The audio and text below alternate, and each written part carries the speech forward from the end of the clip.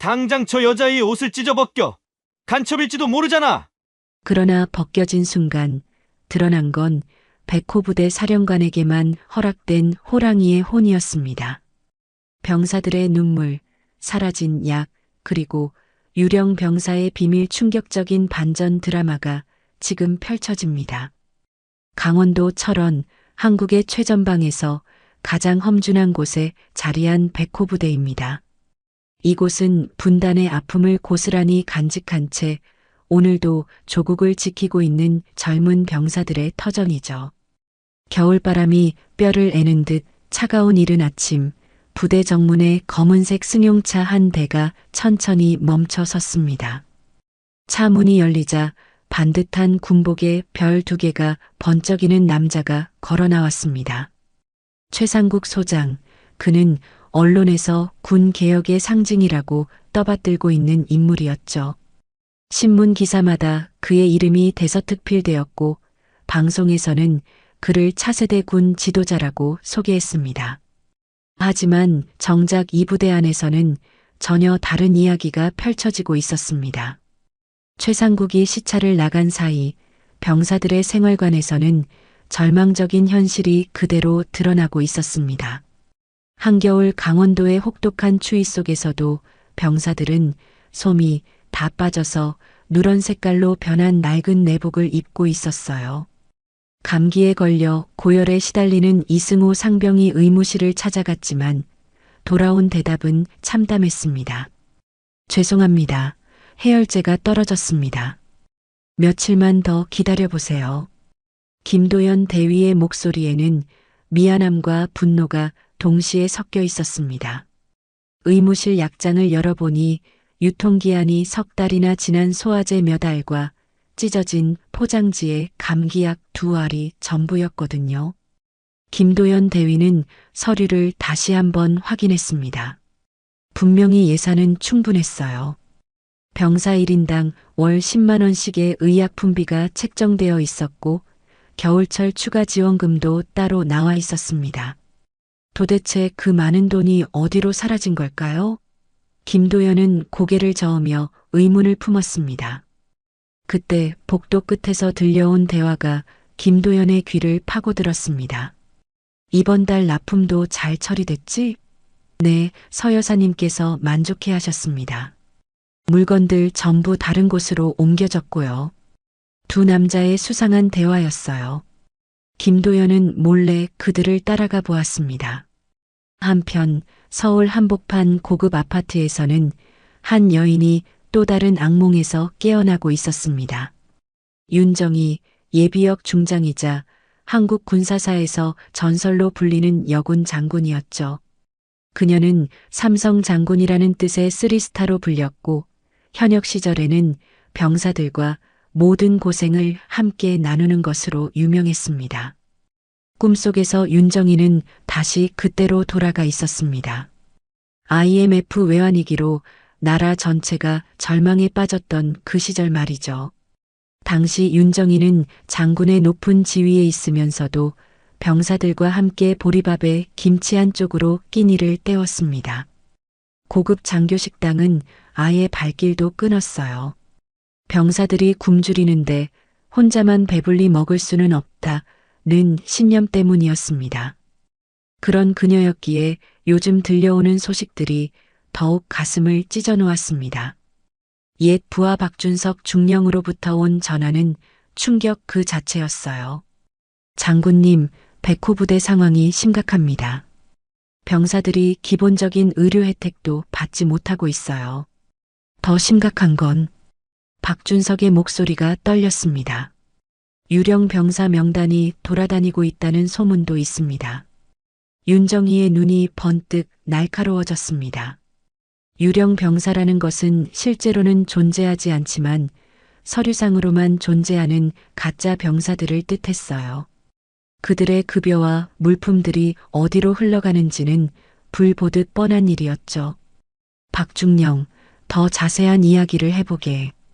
윤정희의 목소리에는 차가운 분노가 서려 있었습니다. 박준석이 전해준 이야기는 상상보다 훨씬 심각했어요. 병사들은 추위에 떨며 아프면서도 제대로 된 치료 한 번 받지 못하고 있었고 그들을 위해 책정된 예산은 온데간데 없이 사라지고 있었다는 것입니다. 윤정이는 벽장 깊숙한 곳에서 낡은 군복과 달아빠진 전투화를 꺼내 들었습니다. 그것들은 그녀가 현역 시절 마지막까지 입었던 것들이었어요. 거울 앞에 선 윤정이의 눈빛에는 결연한 의지가 타오르고 있었습니다. 아버지가 목숨 바쳐 지켜낸 백호 부대의 이름을 더럽힐 순 없어. 내가 직접 나서야겠다. 윤정이는 이미 계획을 세우고 있었습니다. 이번에는 말년 원사로 신분을 위장해서 부대에 잠입하기로 했죠. 진실을 파헤치고 병사들을 구하기 위해서 말입니다. 윤정이는 전역 후 서울에서 군인복지재단의 이사장으로 활동하고 있었습니다. 표면적으로는 평온한 일상을 보내고 있었지만 그녀의 마음속에는 언제나 현역 병사들에 대한 걱정이 자리 잡고 있었죠. 재단 사무실에서 병사 복지 개선을 위한 각종 서류를 검토하던 어느 날 예상치 못한 전화 한 통이 그녀의 운명을 바꿔놓았습니다. 전화를 건 사람은 박준석 중령이었습니다. 윤정이가 백호 부대를 지휘할 때 가장 믿었던 부하 중 한 명이었죠. 그런데 그의 목소리에는 평소와 다른 긴장감이 흘러나왔습니다. 장군님, 죄송하지만 급히 만나뵐 수 있을까요? 백호 부대에 대해 말씀드릴 일이 있습니다. 다음 날 오후 한적한 찻집에서 만난 박준석의 첫마디는 윤정이의 가슴을 서늘하게 만들었습니다. 장군님, 백호 부대 병사들이 약도 못 받고 있습니다. 감기 걸린 병사가 해열제 하나 구하려면 일주일을 기다려야 해요. 게다가 박준석은 잠시 망설이더니 더욱 충격적인 말을 이어갔습니다. 유령 병사 명단까지 돌아다니고 있다는 소문이 있습니다. 윤정이의 손이 미세하게 떨렸습니다. 유령 병사라는 것은 군대에서 가장 심각한 부정부패 중 하나였거든요. 실제로는 존재하지 않는 병사들을 서류상에만 등록해놓고 그들의 급여와 물품을 빼돌리는 수법이었습니다. 만약 이것이 사실이라면 백호 부대의 병사들이 받아야 할 것들이 누군가의 주머니로 들어가고 있다는 뜻이었죠. 더 자세한 이야기를 해보게. 윤정이의 목소리는 차분했지만 그 안에는 타오르는 분노가 숨어 있었습니다. 박준석이 전해준 내용은 상상했던 것보다 훨씬 더 심각했어요. 병사들은 한겨울에도 낡은 내복을 입고 지내야 했고 아프면 제대로 된 치료도 받지 못한 채 참고 견뎌내야 했다는 것입니다. 의무대에 가보니 약장이 텅 비어 있더군요. 유통기한 지난 소화제와 해열제 몇 알이 전부였습니다. 그런데 이상한 건 박준석이 목소리를 낮췄습니다. 사단장 비서실 냉장고에는 비싼 수입 주사제와 약품들이 가득하다는 얘기를 들었어요. 도대체 뭔 일이 벌어지고 있는 건지 모르겠습니다. 윤정이는 찻잔을 내려놓고 깊게 생각에 잠겼습니다. 분명히 예산은 충분히 배정되었을 텐데 그 돈들이 어디로 사라진 걸까요? 그리고 사단장 비서실에 있다는 그 비싼 약품들은 또 뭘까요? 모든 것이 하나의 큰 그림으로 연결되는 것 같았지만 아직은 확실한 증거가 없었습니다. 박중령, 자네가 확인할 수 있는 것들이 더 있나? 윤정이가 물었습니다. 박준석은 고개를 끄덕이며 대답했습니다. 몇 가지 더 수상한 점들이 있어요. 최상국 소장의 부인 서미란이 사설병원을 운영하고 있는데 그 병원 직원 명단과 부대의 유령 병사 명단이 묘하게 겹친다는 소문도 있고요. 이 말을 들은 순간 윤정이의 머릿속에서 모든 퍼즐 조각들이 맞춰지기 시작했습니다. 사단장의 부인이 운영하는 사설병원, 유령 병사 명단, 사라진 의약품들. 이 모든 것들이 하나의 거대한 부정부패 고리로 연결되어 있는 것 같았어요. 그날 밤 윤정이는 집으로 돌아와 오래된 벽장을 열었습니다. 그 안에는 그녀가 마지막으로 입었던 군복과 전투화가 정성스럽게 보관되어 있었어요. 먼지를 털어내며 그것들을 꺼내든 윤정이의 눈에는 결연한 의지가 타오르고 있었습니다. 거울 앞에 선 윤정이는 자신의 모습을 오랫동안 바라보았습니다. 60이 넘은 나이에도 여전히 굳건한 체격과 날카로운 눈빛을 유지하고 있었어요. 하지만 이제는 화려한 장군의 계급장 대신 말년 원사의 신분으로 위장해야 했습니다. 이번엔 말년 원사로 위장해서 부대에 잠입해야겠어. 윤정이는 혼자서 중얼거렸습니다. 원사라는 계급은 부사관의 최고 계급으로 부대에서 가장 경험이 많고 신뢰받는 존재들이었죠. 그런 신분으로 위장한다면 병사들과 자연스럽게 어울릴 수 있을 뿐만 아니라 부대 내부의 실상을 제대로 파악할 수 있을 것이었습니다. 윤정이는 책상 위에 놓인 백호 부대의 옛 사진들을 하나씩 들여다보았습니다. 그 사진 속에는 젊은 시절 그녀가 병사들과 함께 웃고 있는 모습들이 담겨 있었어요. 그때는 모든 것이 순수했고 조국을 지킨다는 일념으로 하나가 되어 있었습니다. 아버지가 목숨 바쳐 지켜낸 백호의 이름을 더럽힐 순 없어. 내가 나서야 한다. 윤정이의 목소리에는 흔들림이 없었습니다. 그녀의 아버지는 한국 전쟁 때 백호 부대에서 싸우다가 전사한 영웅이었거든요. 그 아버지의 피로 물든 백호 부대가 지금 이런 치욕을 당하고 있다는 사실을 그냥 두고 볼 수는 없었습니다. 다음 날부터 윤정이는 치밀한 준비에 들어갔습니다. 말년 원사의 신분증을 위조하고 부대 배치를 위한 각종 서류들을 준비했어요. 오랜 군 생활의 경험과 인맥을 동원하니 불가능해 보였던 일들도 하나씩 해결되어 갔습니다. 며칠 후 윤정이는 낡은 군복을 입고 백호 부대로 향하는 버스에 몸을 맡겼습니다. 차창 밖으로 스쳐 지나가는 강원도의 겨울 풍경을 바라보며 그녀는 마음속으로 다짐했습니다. 이번엔 반드시 진실을 밝혀내겠어. 그리고 우리 병사들을 구해내겠어. 백호 부대 정문을 통과한 윤정이는 말년 원사 윤숙자라는 가명으로 부대에 발을 들여놓았습니다. 오랜만에 입어본 군복의 감촉이 낯설면서도 친숙했어요. 하지만 예전과는 달리 어깨에 빛나던 별 대신 원사 계급장이 달려 있었죠. 부대 안으로 들어서자마자 그녀의 눈에 들어온 것은 상상했던 것보다 훨씬 더 참혹한 현실이었습니다. 첫 번째로 향한 곳은 의무대였습니다. 병사들의 건강을 책임져야 할 가장 중요한 곳이었죠. 하지만 의무대 문을 열고 들어서자 윤정이의 가슴이 덜컥 내려앉았습니다. 의무실은 말 그대로 텅 비어 있었어요. 약장을 열어보니 유통기한이 석 달이나 지난 소화제 2알과 포장지가 찢어진 해열제 서너 알이 전부였습니다. 이게 대체 무슨 일입니까? 윤정이가 김도연 대위에게 물었습니다. 김도연은 고개를 떨구며 한숨을 내쉬었어요. 원사님, 저도 모르겠습니다.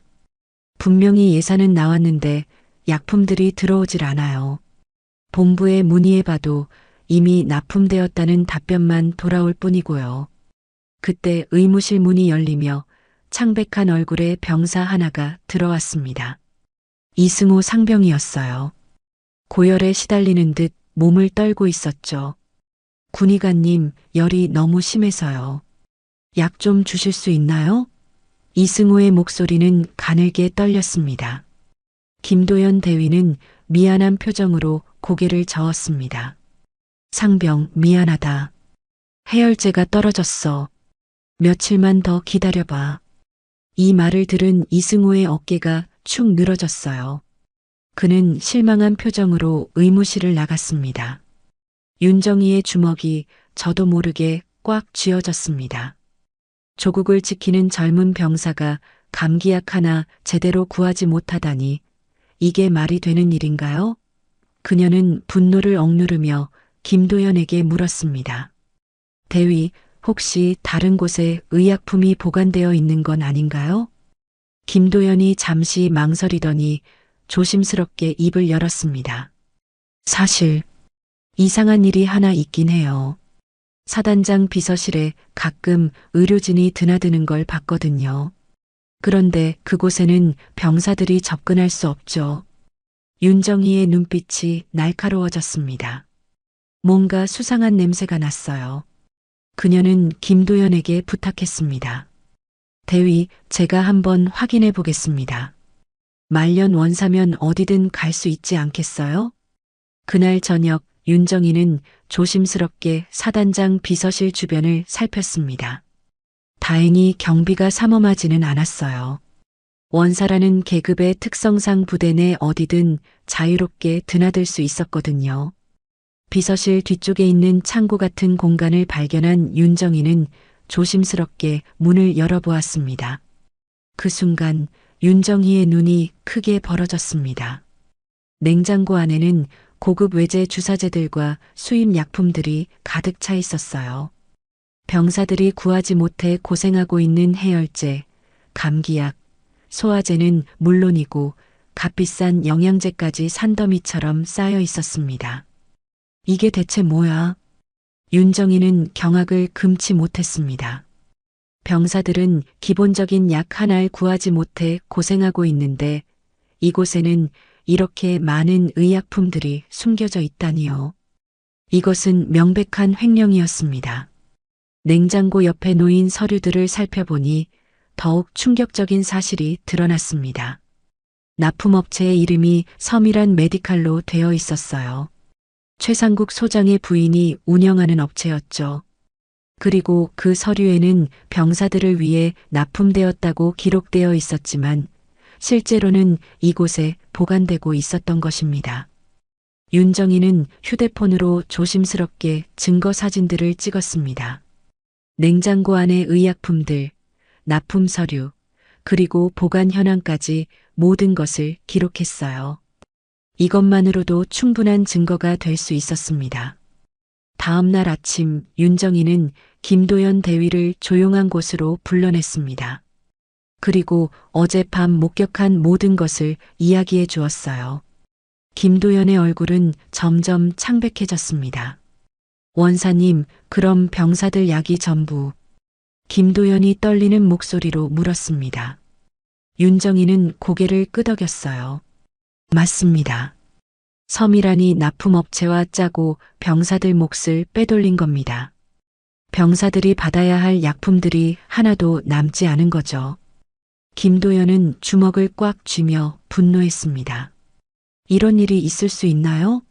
병사들이 아파서 죽어가고 있는데 그의 목소리에는 의료진으로서의 분노와 절망이 섞여 있었어요. 윤정희는 김도연의 어깨를 다독이며 말했습니다. 대위, 지금이 바로 진실을 밝혀낼 때입니다. 저와 함께 이 일을 끝까지 파헤쳐 봅시다. 우리 병사들을 위해서 말이에요. 그날부터 윤정희는 본격적인 조사에 들어갔습니다. 부대 내 곳곳을 돌아다니며 병사들과 대화하고 각종 서류들을 검토했어요. 그리고 점점 더 충격적인 사실들이 드러나기 시작했습니다. 의약품뿐만 아니라 병사들의 급식비, 생필품비까지도 누군가의 주머니로 들어가고 있었던 것입니다. 병사들의 입술은 갈라져 있었고 눈은 푹 꺼져 있었습니다. 제대로 된 영양 공급을 받지 못하고 있다는 증거였어요. 한겨울인데도 두꺼운 외투 하나 없이 얇은 군복만 입고 지내야 했죠. 원사님, 약 좀 주세요. 또 다른 병사가 윤정희에게 다가와 간절히 부탁했습니다. 윤정희의 가슴이 무너져 내렸어요. 이 모든 상황이 너무나 참담했습니다. 며칠이 지나자 윤정희는 부대 내에서 자연스럽게 병사들과 어울릴 수 있게 되었습니다. 말년 원사라는 신분 덕분에 병사들도 그녀를 편하게 대했고 각종 업무에도 자유롭게 참여할 수 있었어요. 그 중에서도 가장 중요한 정보를 얻을 수 있는 곳은 바로 취사장이었습니다. 점심시간이 되자 윤정이는 병사들과 함께 취사장으로 향했습니다. 식판을 들고 줄을 서면서 자연스럽게 대화를 나눌 수 있는 절호의 기회였죠. 하지만 배식을 받는 병사들의 표정은 하나같이 어두웠어요. 식판에 올라온 반찬들을 보니 그 이유를 알 수 있었습니다. 밥은 누렇게 뜬 오래된 쌀로 지었고 국은 거의 물에 가까웠습니다. 김치는 시큼한 냄새가 날 정도로 상해가고 있었고 다른 반찬들도 신선하지 못했어요. 이게 조국을 지키는 젊은 병사들이 먹어야 할 식사라는 게 믿어지지 않았습니다. 윤정이는 이승호 상병 옆자리에 앉았습니다. 며칠 전 의무실에서 만났던 그 병사였죠. 여전히 감기가 낫지 않은 듯 기침을 하고 있었어요. 상병, 감기는 좀 나아졌나요? 윤정이가 걱정스럽게 물었습니다. 이승호는 쓴웃음을 지으며 대답했습니다. 아직도 그대로예요, 원사님. 약도 없고 이런 음식 먹으면서 어떻게 나아지겠어요. 그의 목소리에는 체념이 깔려 있었어요. 하지만 그보다 더 충격적인 말이 이어졌습니다. 원사님, 혹시 아세요? 명단에는 있는데 저희 중대에는 없는 병사들이 있어요. 이승호가 주위를 살피며 조심스럽게 속삭였습니다. 유령 병사라고 부르는데 그 사람들 몫으로 나온 밥, 군복, 급여가 전부 어디론가 사라져요. 윤정이의 심장이 쿵 하고 뛰었습니다. 드디어 결정적인 정보가 나온 것이었어요. 상병, 그런 얘기를 어디서 들었나요? 윤정이가 더 자세히 물어보자 이승호는 더욱 목소리를 낮췄습니다. 행정반에서 일하는 선임이 말해줬어요. 명단상으로는 우리 중대에 150명이 있는 걸로 되어 있는데 실제로는 130명밖에 없다고요. 그 20명 몫의 모든 것들이 매달 사라진다는 거예요. 이승호의 말이 계속되었습니다. 윤정이는 더 이상 참을 수가 없었습니다. 이것은 단순한 횡령을 넘어서 병사들의 생존권을 위협하는 심각한 범죄 행위였어요. 그녀는 이승호에게 고마움을 표한 뒤 곧바로 행정반으로 향했습니다. 행정반에는 각종 서류들이 산더미처럼 쌓여 있었습니다. 다행히 말년 원사라는 지휘 덕분에 서류들을 자유롭게 열람할 수 있었어요. 윤정이는 부대원 명부와 급식 신청서, 그리고 물품 배급 명단을 차례로 확인해 보았습니다. 결과는 충격적이었습니다. 모든 서류에 기록된 인원수가 달랐어요. 급식 신청서에는 150명, 물품 배급서에도 150명으로 되어 있었지만 실제 부대원 명부에는 130명만 기록되어 있었습니다. 20명의 유령 병사가 실제로 존재하고 있었던 것이죠. 윤정이는 더 깊이 파고들었습니다. 그 유령 병사들의 이름을 하나하나 기록해 보니 이상한 패턴이 발견되었어요. 모든 이름들이 어디서 본 것 같았거든요. 기억을 되짚어 보다가 문득 떠오른 것이 있었습니다. 며칠 전 사단장 비서실에서 본 서류들 중에 서밀한 메디칼 직원 명단이 있었어요. 윤정이는 급하게 그때 찍어둔 사진을 확인해 보았습니다. 그리고 경악할 만한 사실을 발견했습니다. 유령 병사 명단과 서밀한 메디칼의 직원 명단이 완벽하게 일치했던 것입니다. 김철수, 박영희, 이민수, 모든 이름이 똑같았어요. 이것은 우연의 일치가 아니었습니다. 최상국 소장과 그의 부인 서미란이 치밀하게 계획한 조직적인 부정부패였던 것이죠. 윤정이는 두 장부를 대조하며 모든 증거를 정리했습니다. 유령 병사들의 급여는 서밀한 메디칼로 흘러갔고 그들 몫의 급식비와 물품비도 마찬가지였어요. 병사들이 먹어야 할 음식의 질이 형편없었던 이유도 이제 명확해졌습니다. 실제 인원보다 적은 예산으로 식사를 준비해야 했으니 당연히 질이 떨어질 수밖에 없었던 것이죠. 병사들은 자신들도 모르는 사이에 유령 병사들의 목까지 떠안으며 굶주림에 시달리고 있었던 셈입니다. 그날 밤 윤정이는 모든 증거 자료를 정리했습니다. 사진으로 찍어둔 의약품 창고, 납품업체 서류, 유령 병사 명단, 그리고 섬이란 메디칼 직원 명부까지 모든 퍼즐 조각이 완벽하게 맞아떨어졌어요. 하지만 여기서 끝이 아니었습니다. 윤정이는 더 큰 그림을 보고 있었거든요. 이런 부정부패가 백호 부대에만 국한된 것일까요? 아니면 다른 부대에도 똑같은 일이 벌어지고 있는 걸까요? 다음 날 아침 윤정이는 김도연 대위를 다시 만났습니다. 그리고 어제 발견한 모든 사실들을 자세히 설명해 주었어요. 김도연의 얼굴은 분노와 절망으로 일그러졌습니다. 원사님, 이런 일이 정말 벌어지고 있었다니. 김도연이 떨리는 목소리로 중얼거렸습니다. 그럼 병사들이 지금까지 받지 못한 모든 것들이 섬이란 메디칼로 넘어간 거군요. 윤정이는 고개를 끄덕였습니다. 맞습니다. 의약품뿐만 아니라 급식비, 생필품비, 심지어 급여까지도 빼돌린 것 같아요.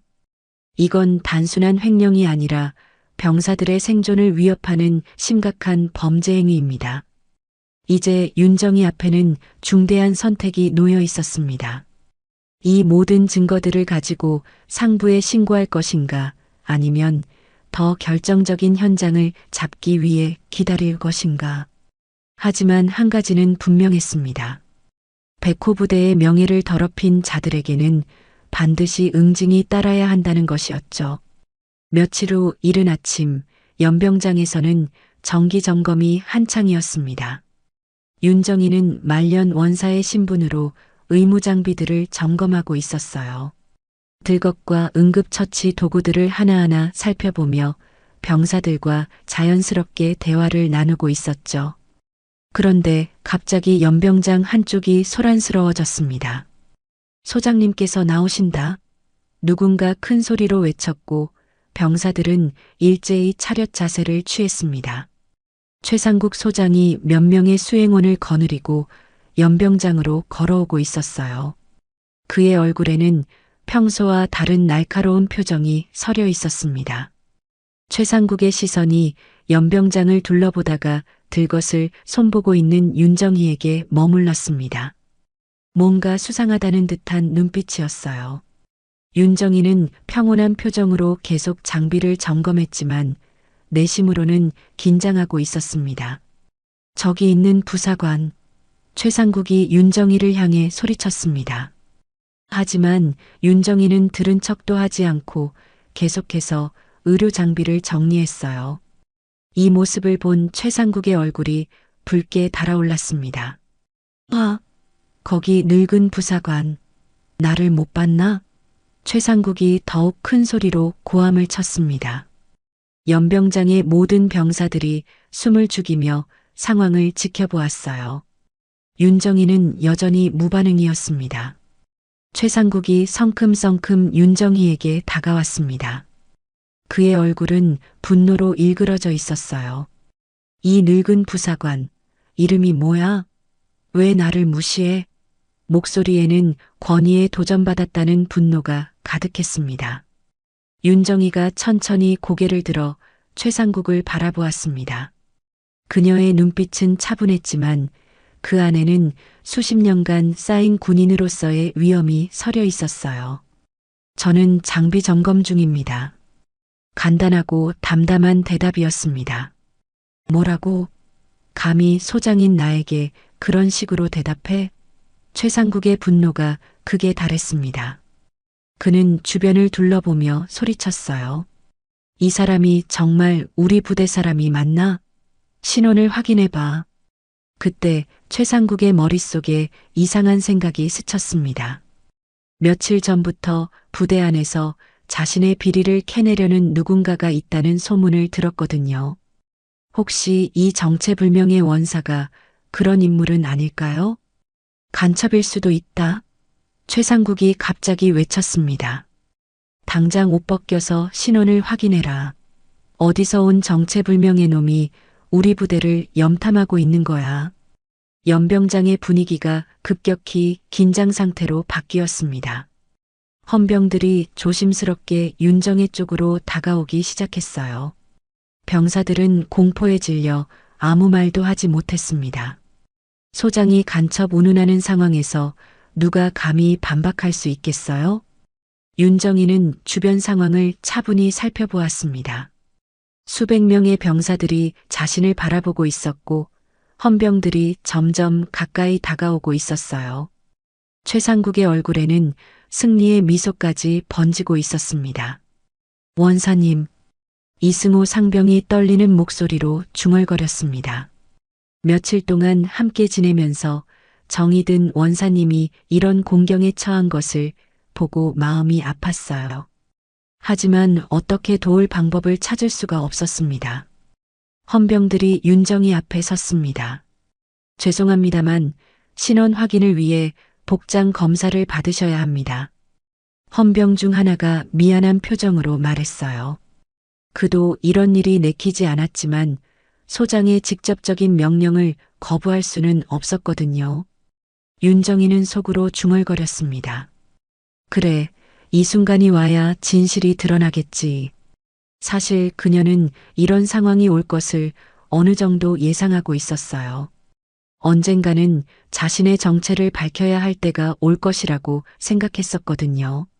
알겠습니다. 윤정이가 담담하게 대답했습니다. 그녀의 목소리에는 조금의 두려움도 없었어요. 오히려 마침내 때가 왔다는 안도감마저 느껴졌습니다. 헌병이 윤정이의 군복 상의에 손을 대는 순간 연병장의 모든 소음이 멈춰버린 것 같았습니다. 수백 쌍의 눈이 한 곳에 집중되어 있었고 모든 이들이 숨을 죽이고 있었어요.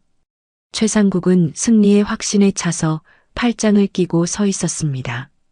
이제 정체가 드러나겠군. 감히 나를 무시한 대가를 치르게 해주지. 그의 입가에는 냉소적인 미소가 번지고 있었어요. 하지만 최상국은 몰랐습니다. 지금 자신 앞에 서 있는 사람이 누구인지, 그리고 곧 어떤 일이 벌어질지를 말이에요. 연병장에 선 모든 이들도 마찬가지였습니다. 이들은 곧 한국 군사사에 길이 남을 충격적인 순간을 목격하게 될 것이었어요. 윤정이는 마지막으로 하늘을 올려다보았습니다. 구름 사이로 스며드는 햇살이 따뜻했어요.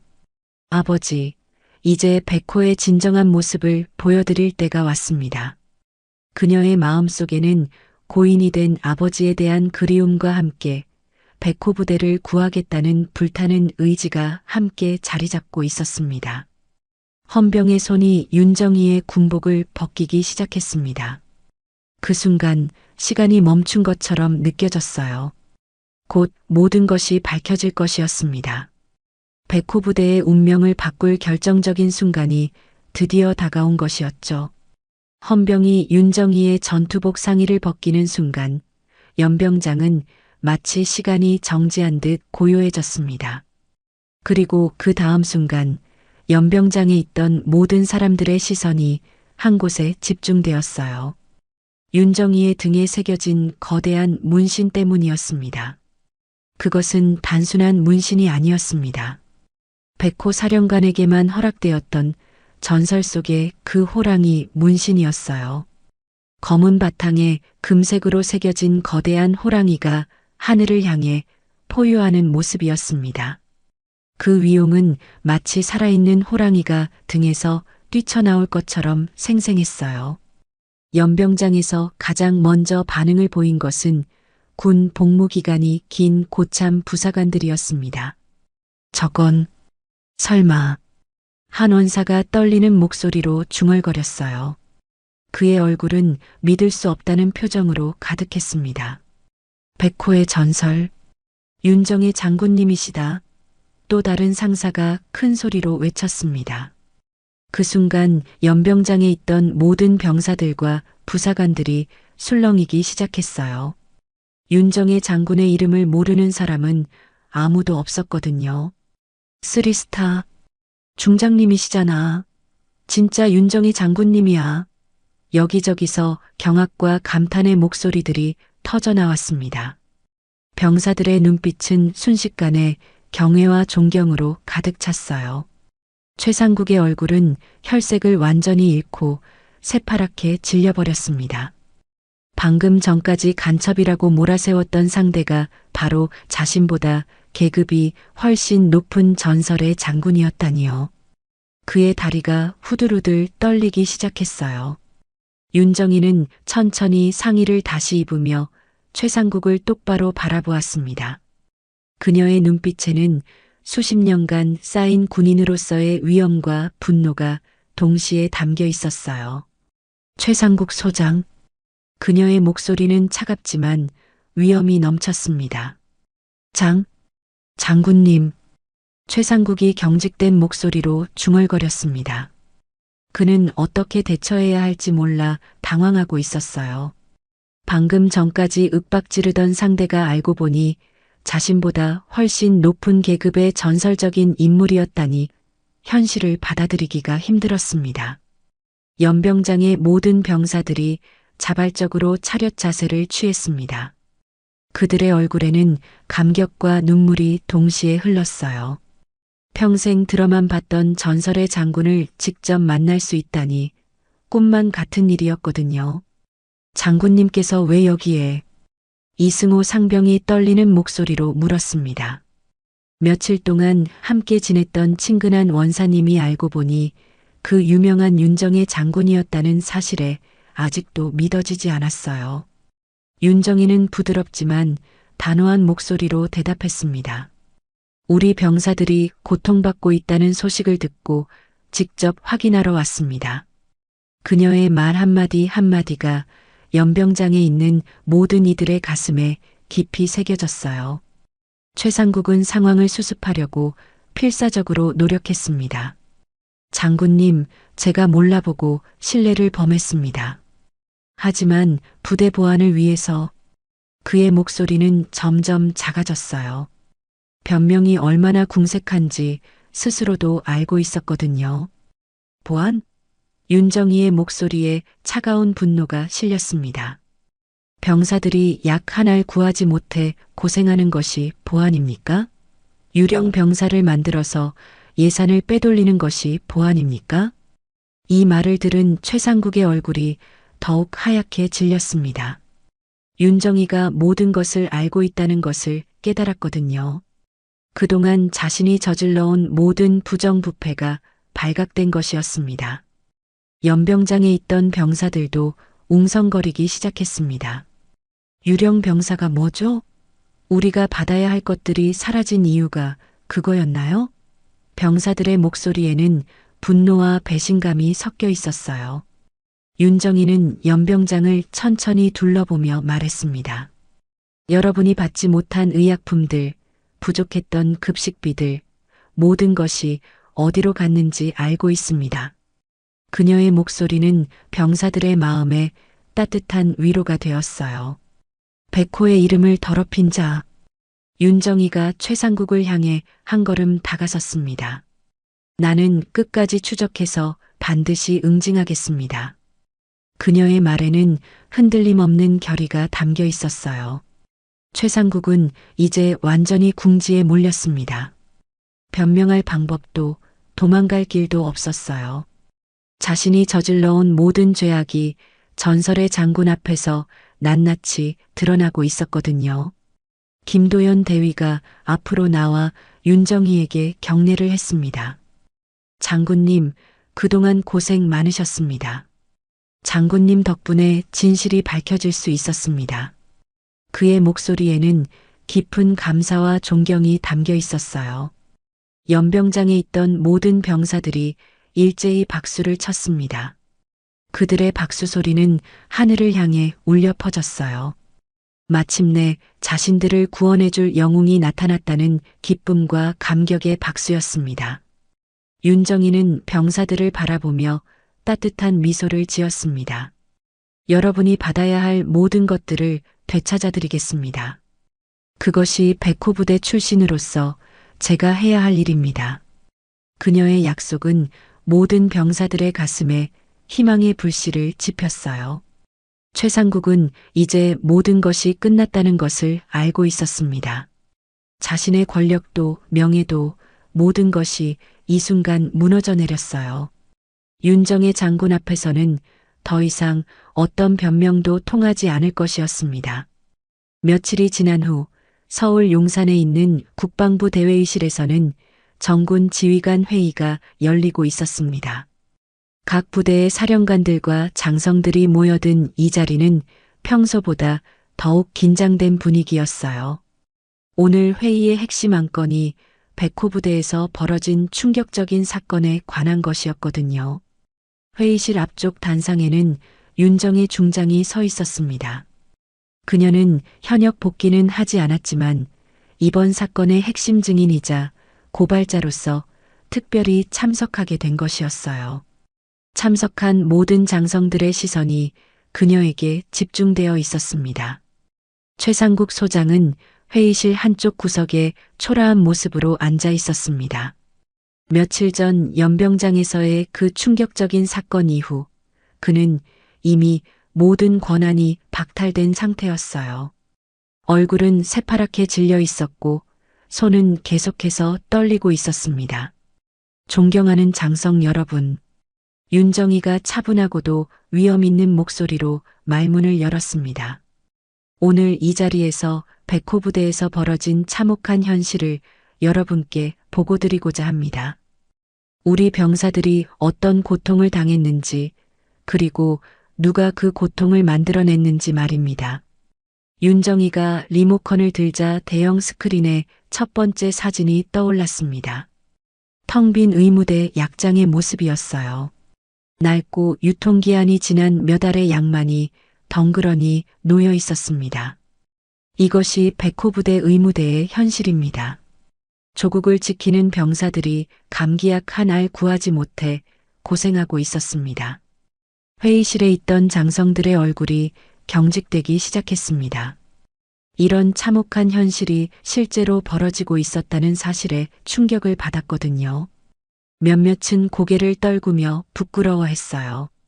두 번째 사진이 화면에 나타났습니다. 사단장 비서실 냉장고 안에 가득 차 있는 고급 외제 주사제와 수입 약품들의 모습이었어요.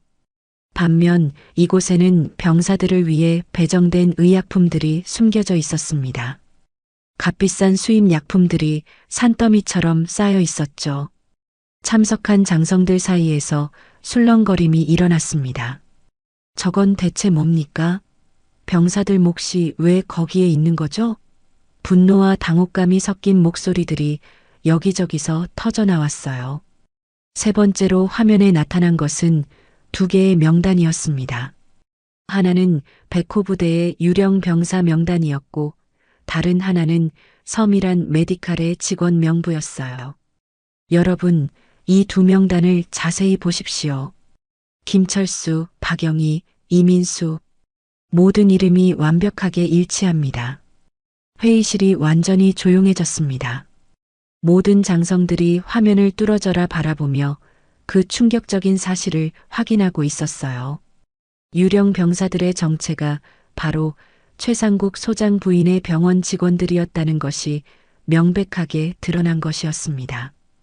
이것으로 끝이 아닙니다. 윤정이의 목소리에 차가운 분노가 실렸습니다. 네 번째 사진은 약품 운송 기록들이었어요. 병사들을 위해 납품된 의약품들이 어떻게 서밀한 메디칼로 빠져나갔는지 그 과정이 고스란히 기록되어 있습니다.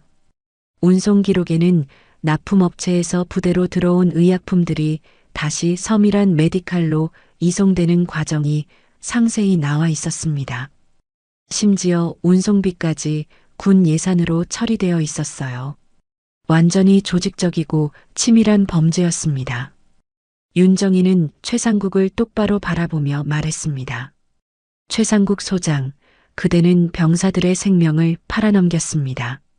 조국을 지키는 젊은이들의 건강과 안전을 돈으로 바꾼 것입니다. 군복을 입을 자격조차 없는 인간입니다. 최상국의 얼굴이 더욱 하얗게 질렸습니다. 그는 떨리는 목소리로 변명을 시도했어요. 이건 조작입니다. 저는 몰랐어요. 서미란이 무슨 짓을 한 건지. 하지만 그의 변명은 너무나 궁색했습니다. 몰랐다고요? 윤정이가 냉소적으로 웃었습니다. 그럼 이것도 모르셨겠군요. 5번째 사진이 화면에 나타났어요. 최상국이 서미란과 함께 고급 레스토랑에서 식사하는 모습이었는데 테이블 위에는 의약품 거래 관련 서류들이 놓여 있었습니다. 이 사진을 본 최상국은 완전히 무너졌습니다. 아니야. 그건 더 이상 변명할 말이 없었어요. 모든 증거가 너무나 명확했거든요. 회의실에 참석한 장성들의 얼굴에는 분노가 가득했습니다. 이런 일이 우리 군에서 벌어졌다니, 병사들을 저렇게 괴롭혔다고. 여기저기서 분노의 목소리들이 터져 나왔어요. 국방부 장관이 일어서서 엄숙하게 선언했습니다. 최상국 소장과 서미란은 즉시 구속수사에 들어갑니다. 이런 반인륜적 범죄를 저지른 자들에게는 법의 엄중한 심판이 따를 것입니다. 그 순간 회의실 문이 열리며 헌병들이 들어왔습니다.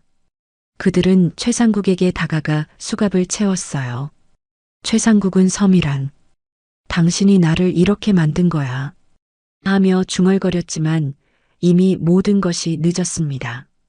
동시에 다른 헌병들이 서미란을 연행하기 위해 출발했습니다.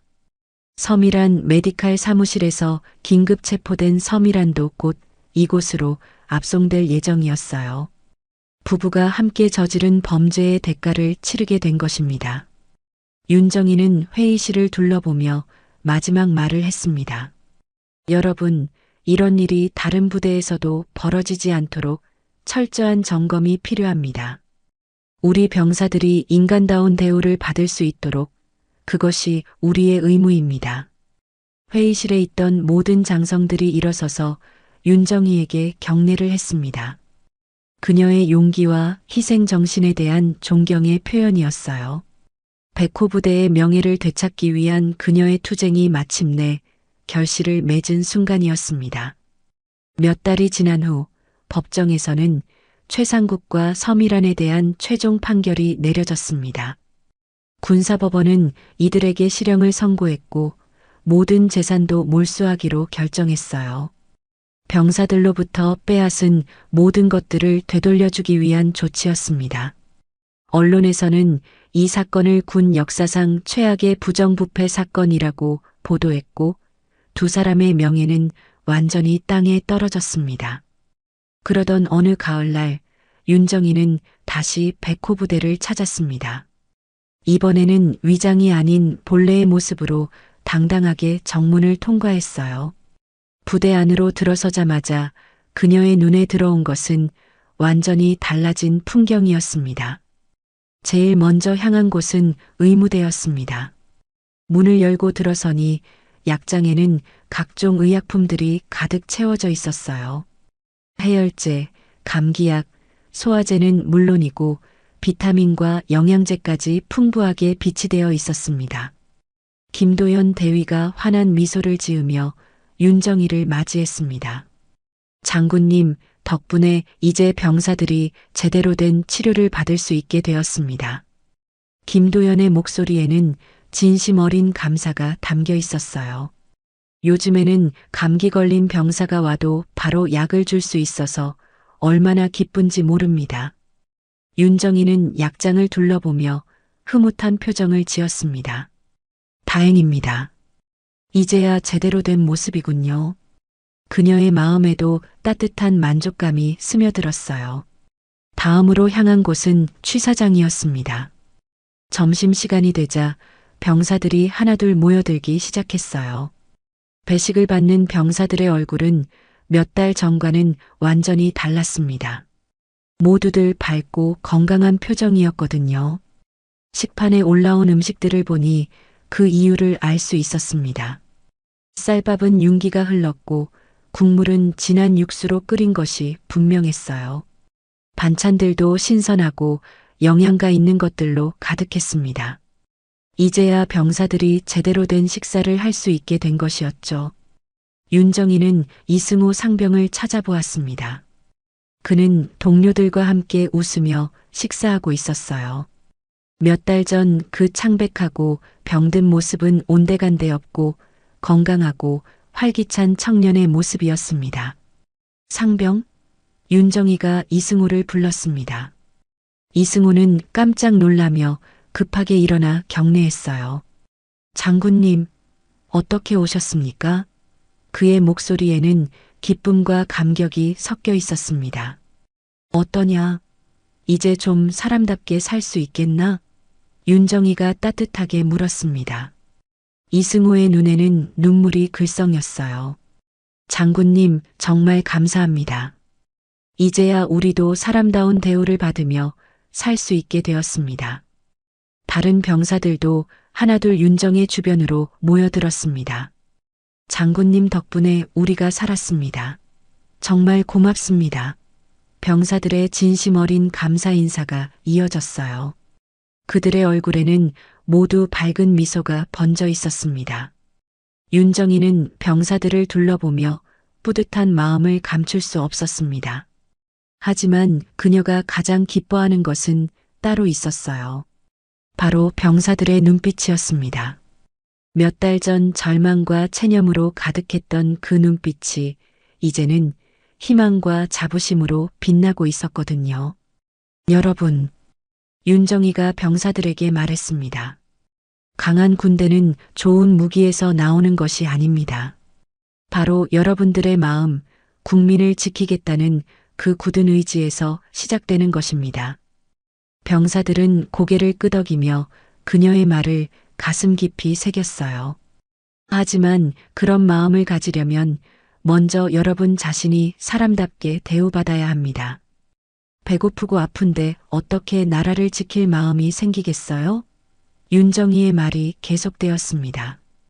이제 여러분은 당당히 조국의 수호자로서 살아가십시오. 점심 식사를 마친 후 윤정이는 연병장을 거닐었습니다. 그곳에서는 병사들이 활기차게 훈련하고 있었어요. 몇 달 전 그 암울했던 분위기와는 완전히 달랐습니다. 모든 병사들의 얼굴에서 생기와 활력이 넘쳐 흘렸거든요. 새로 부임한 사단장이 윤정이에게 다가왔습니다. 장군님, 정말 감사합니다. 장군님 덕분에 우리 부대가 다시 살아날 수 있었습니다. 그는 진심으로 감사의 인사를 전했어요. 윤정이는 고개를 저으며 대답했습니다. 아닙니다. 제가 한 것은 당연한 일이었을 뿐입니다. 앞으로도 병사들을 잘 보살펴 주시기 바랍니다. 해가 서산으로 기울어갈 무렵 윤정이는 백호 부대를 떠날 준비를 했습니다. 정문 앞에서 수많은 병사들이 그녀를 배웅하러 나왔어요. 이승호를 비롯한 병사들의 눈에는 또다시 눈물이 글썽거렸습니다. 장군님, 정말 가셔야 하나요? 이승호가 아쉬워하며 물었습니다. 윤정이는 따뜻한 미소를 지으며 대답했어요. 그래, 이제 여러분만의 길을 걸어가야 할 때입니다. 하지만 언제든 도움이 필요하면 연락하세요. 병사들이 일제히 격려를 했습니다. 장군님, 감사합니다. 그들의 목소리가 하나로 합쳐져 하늘 높이 울려 퍼졌어요. 윤정이도 마지막으로 병사들에게 격려를 하며 작별 인사를 했습니다. 차에 몸을 맡긴 윤정이는 백미러로 점점 멀어지는 백호 부대를 바라보았습니다. 그녀의 마음속에서는 새로운 다짐이 솟아오르고 있었어요. 백호는 다시 살아났다. 하지만 부패는 언제든 고개를 들 수 있지. 나는 끝까지 파수꾼으로 남아 있어야겠다. 가을 하늘 아래 백호 부대의 병사들은 눈물과 웃음이 섞인 감격 속에서 진정한 구호를 외쳤습니다. 우린 사람이다. 백호는 썩지 않는다. 그들의 외침은 강원도 산골짜기의 메아리가 되어 울려 퍼졌고 윤정이의 가슴 속에도 깊이 새겨졌습니다. 오늘도 함께 해주셔서 감사합니다. 달빛 인생 사연은 가족 이야기, 노후 드라마, 감동 오디오북을 통해 여러분의 마음에 작은 위로와 공감을 전하고 있습니다. 앞으로도 더 많은 인생 사연과 감동 이야기를 함께 하시려면 구독과 좋아요, 알림 설정 꼭 부탁드립니다.